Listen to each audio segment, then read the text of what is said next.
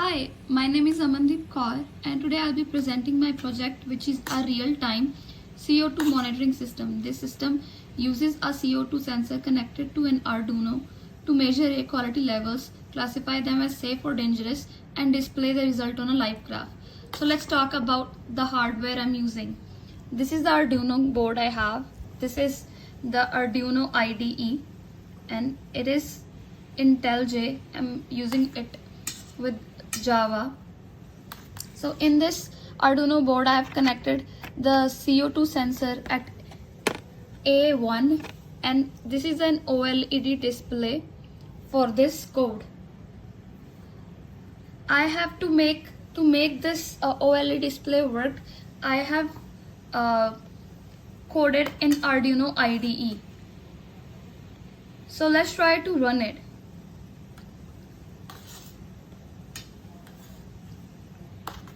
I've made 4 classes with sensor, CO2 sensor, sensor test, live graph display and main Java. Let's try to run it.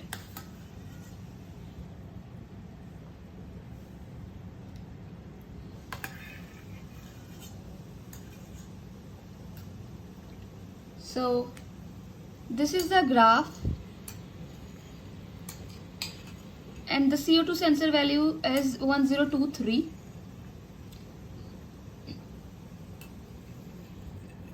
So for my main app class, I've used the try and catch for the exceptions, and then I've used the while loop. So within while loop I've used if else statement. For in while, if sensor value is less than 400, it's gonna show status safe, else it's gonna say status high CO2, as we can see it here in the display here. CO2 1023, status high, CO2. Now, the project demonstrated key learning outcomes including testing, building applications using collections, event-driven programming, and object-oriented design. So I made a class sensor test. It is used for unit testing to ensure, as you can see here, it ensures accurate sensor readings and correct classifications of safe or dangerous levels, as it is below 400 is safe, above than that is unsafe, which is basically dangerous. For second outcome, which is building an application, I built an application using I've used the Firmata 4J API to read CO2 levels from the Arduino and display real time with a graph, for which I made a different class here to display the live graph or the data. Using collection, I used an array list to store and collect sensor data for the live, to give updates to the live graph in here.